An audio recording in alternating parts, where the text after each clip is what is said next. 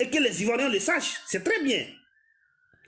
Parce qu'il y a beaucoup de personnes, même des jeunes en Côte d'Ivoire qui attendent ça, qui veulent qu'en profiter. Mais comme ils ont choisi, c'est ce qu'ils veulent, il faut les donner. Qui va les donner? C'est à eux d'assumer leur combat. Non, vous n'avez pas compris. Allez-y. Comme ils sont là pour mettre le bâton dans le roue de notre combat, est-ce qu'on va accepter? Ok. Mais donc, M. Armani, écoutez, chaque peuple doit assumer son combat. Vous savez très bien que nous vous n'avez pas compris mon message. Nous sommes entourés. Donc, allez-y. Est-ce que vous avez compris mon message? Allez-y, je vais bien comprendre. Allez-y alors. Mon message, si quelqu'un te cherche à te déstabiliser, à te terrasser, toi, tu le cherches aussi à le déstabiliser, à le terrasser. J'ai bien compris. On va faire une conversation. En le faisant. On va faire ensemble. On va faire ensemble. J'ai dit, nous, on est entourés par des gens qui cherchent la provocation. C'est ça la réalité aussi. L'Algérie, de l'autre côté, le Mali a 7 frontières. Bon, allons sur cette base-là. C'est-à-dire que la Mauritanie, par exemple, vous avez vu, Caille, pas très loin, vous avez vu ce qui s'est passé. Les terroristes sont venus de la Mauritanie. Donc, nous, on agit. L'Algérie, de l'autre côté. De l'autre côté, il y a d'autres pays. Comment on fait? Comment on fait? Parce que nous savons que c'est ce qu'ils veulent. Comment on fait? C'est ça. C'est ça la question. Je vous laisse continuer. Ok.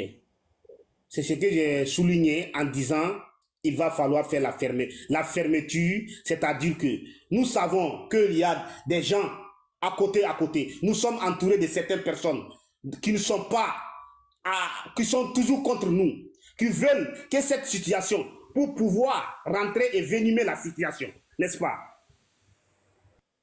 N'est-ce pas?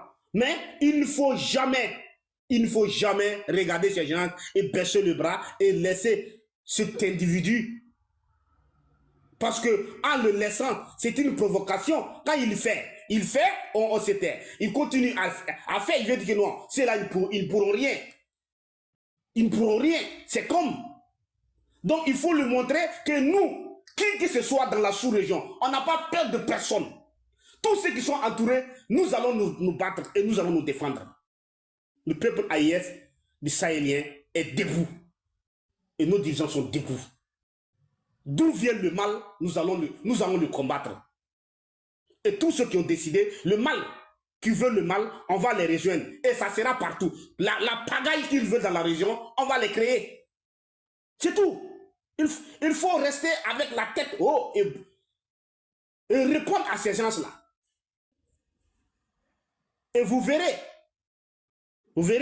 que ce Draman Ouattara et son petit frère Téné Koukouli qui vont ramasser les pots cassés. Je vous le jure et je confirme. Ne vous inquiétez pas. N'ayez pas peur parce que la peur n'a pas dans le cœur d'un Sahélien. Et ça n'existe pas. Et ça ne doit pas exister. Nous le savons. C'est ce que la France préparait.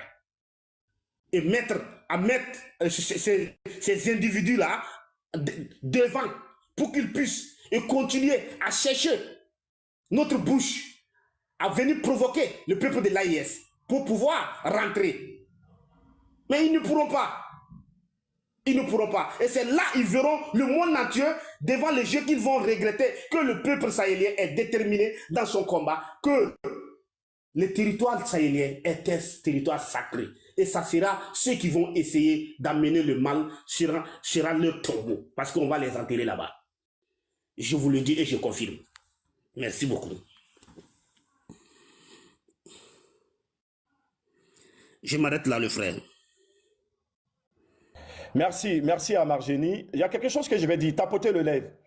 Vous savez très bien que il y a plusieurs choses. C'est pas la peur, il y a aussi la stratégie. Il y a beaucoup de choses parce que nos présidents là, je pense qu'ils ont plus d'informations. Quand je dis plus, ils ont même 10 millions de kilomètres d'avance sur nous et ils savent que ces gens-là veulent de la provocation. Ouattara, c'est ce qu'il attend. Voilà. Mais en même temps, Ouattara sait que même ceux qui sont ces protecteurs-là, à un moment donné, il y a des choses qu'ils ne pourront pas faire. Voilà.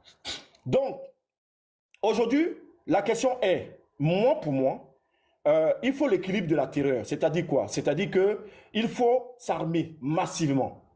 Maintenant, chaque peuple doit assumer son combat. C'est très important. Nous ne sommes pas là pour faire le combat de tous les peuples africains. Ça, c'est clair. Sinon, c'est la paresse populationnelle. Il faut que les gens soient devant. Parce que si nous, on est devant, le jour où ça va se gâter, on va nous le reprocher. On va dire que nous, on ne vous a rien demandé. On connaît ça. On sait ce que c'est que les peuples africains. Donc, de façon simple, il faut que chaque peuple assume son combat. C'est clair et net. Nous, on est derrière. Quand je dis derrière, nous, en tant que peuple. Voilà, parce que nous savons qui est derrière. Derrière une main noire se cache une main blanche. Nous savons. Ouattara sait qu'il ne peut pas s'amuser à parler avec l'AIS. Il se cache derrière. C'est un lâche, c'est un peureux, c'est un faible. Ouattara n'est géant que parce que la population ivoirienne se couche.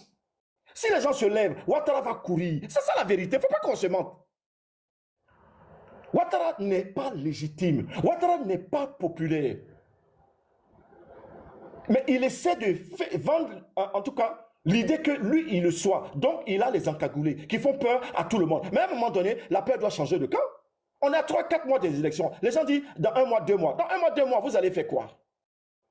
Dans un mois, 2 mois, vous allez faire quoi? Ouattara dit, il n'y a pas de garçon en Côte d'Ivoire. C'est le message qu'il donne. J'ai dit ça ici, les gens m'ont dit, ah, tu insultes. Vous voyez? Ce que Ouattara fait, ce n'est pas pire que ce que moi j'ai dit. Ouattara dit, c'est pas moi, c'est le message qu'il donne. C'est pourquoi il se permet ça. Il dit, il y a eu la convention du RHDP. Et il dit, non, je vais gagner du temps. Il gagne temps. Il dit, non, je vais réfléchir. Vous ne voyez pas? Il installe les gens dans un faux rythme. Je le dis, c'est ici. Chaque peuple doit assumer son combat, aussi vrai que le peuple de l'AIS a assumé son combat au prix du sacrifice du sang. On va buter les gens à la paresse populationnelle. Nul ne descendra du ciel pour venir faire notre combat. Faut qu'on se dise la vérité. Voilà. Donc, c'est la petite précision. Tapotez le live, partagez le live, la famille. On va continuer. 50C, vas-y. Oui, en fait, je voulais prendre la parole parce que quand je vais arriver chez moi, la connexion, ça va déconner. Ça va être un peu bizarre. Donc, du coup, oui, vas-y, bien sûr. Vas-y.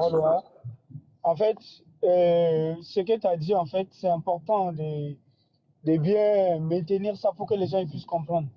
En fait, ce que Ouattara montre, en fait, il montre qu'il n'y a pas de garçon en Côte d'Ivoire. C'est une vérité. Personne ne peut dire le contraire. Quand on dit montrer, bon, il y a beaucoup de gens, beaucoup de nos frères et tout, souvent, ils pensent en fait que faut sortir pour dire dans la bouche que oui, voilà, Ouattara dit qu'il n'y a pas de garçon en Côte d'Ivoire. Il doit sortir par lui-même pour le dire. Non, c'est par des actes qui posent, qui montrent en fait qu'il n'y a pas un homme qui peut se lever et faire quelque chose. C'est ce que Ouattara montre matin, midi, soir. Et on le voit. Voilà. Vous savez, Alassane Ouattara a eu le temps de préparer l'arrivée de Laurent Gbagbo. Il a eu le temps, tout le temps. Ça a été étudié pendant longtemps.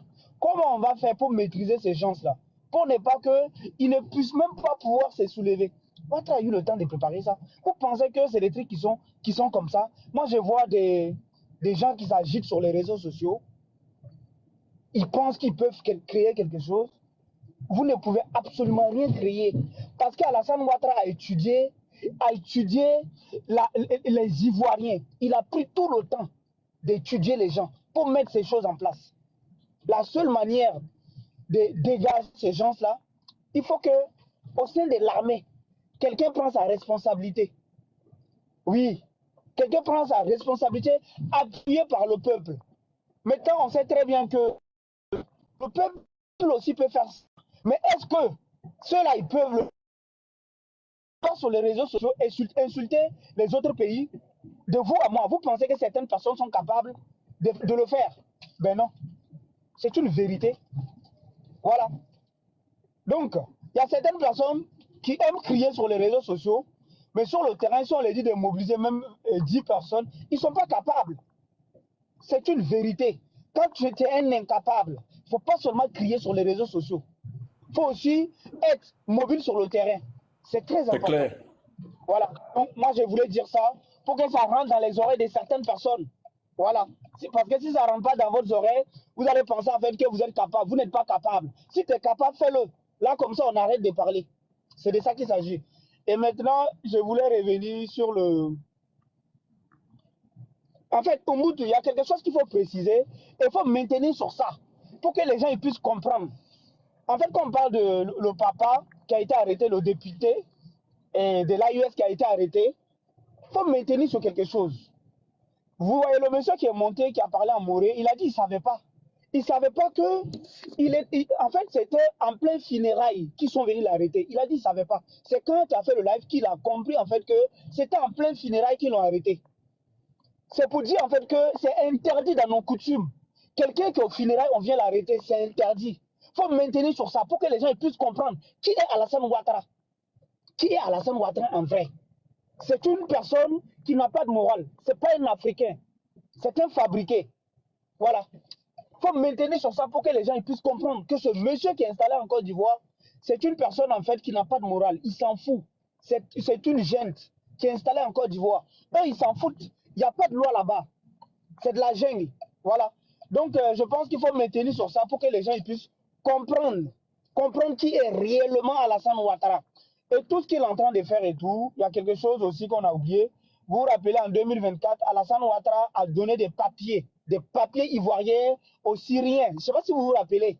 Il a donné des papiers aux Syriens. Bien.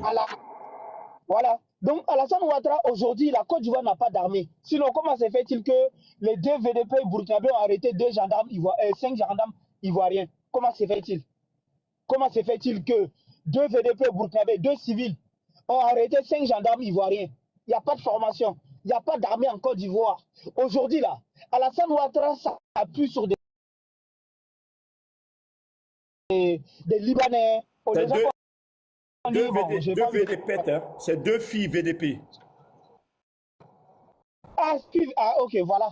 Ça veut tout dire. Ça veut dire, aujourd'hui, là, en Côte d'Ivoire, il n'y a pas d'armée. Nous, quand on dit ça matin, midi, soir, les gens, ils pensent que c'est faux. Alassane Ouattara a recruté des mercenaires qui viennent de Libye, Syrie. C'est eux, en fait, qui forment, en fait, pour le garder. Actuellement, c'est eux, en fait, qu'Alassane Ouattara compte en voulant créer quelque chose contre nous. Matin, midi, soir, il est dans l'action. Il sait que la Côte d'Ivoire, même en question, là, les enfants de d'Ivoire, là, il ne peut pas trouver quelqu'un pour se battre contre nous. Lutter contre nous. Nous, on comprend ce que tu cherches. Tu cherches à nous provoquer, plus déclarer quelque chose. Mais nous, on sait ce que nous sommes en train de faire. Voilà. On est prêt à tout. Voilà. Quand comme c'est toujours dit, ta connexion, Sana, ta connexion déconne. Ouais, c'est comme j'ai dit et tout. Je suis arrivé, c'est bon. Oui, mais là, c'est bon, c'est stable. Là, c'est bon? Oui, c'est bon. Oui. Oui, je disais en fait, pour arrêter, vu que je suis arrivé, ma connexion est bizarre, je vais finir par ça. J'ai dit, tout pays, écoutez très bien, hein, je sais que quand je dis ça là, ils ne sont pas contents, ça ne les plaît pas, mais je m'en fous. Moi, quand je dis quelque chose, je ne regarde pas le visage de quelqu'un. Je dis, tout pays qui va organiser des choses pour déstabiliser l'AUS, ce pays sera libéré sans le consentement de ses populations.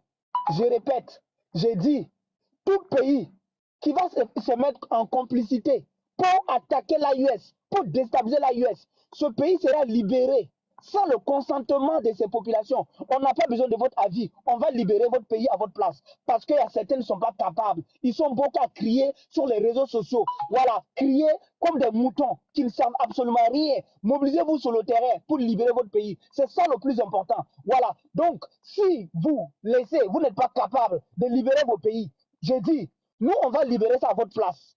Merci beaucoup. Merci Sana. Merci, bien dit. Tapotez le lèvre. On va passer la parole à Namassa, ça fait un moment. Je vais juste mettre quelque chose pour que vous puissiez réagir. C'est la déclaration du porte-parole de la Ouattari, du gouvernement de Oubi, qui réagit à une question qui est en fait en lien avec les 5 gendarmes ivoiriens qui ont été arrêtés par 2 femmes VDP au Burkina Faso, car ils ont violé le territoire sacré du Burkina Faso. Et on va écouter sa déclaration. Et je vais laisser Namassa analyser tout ça. Donc, je vais vous demander de tapoter le lèvre, s'il vous plaît.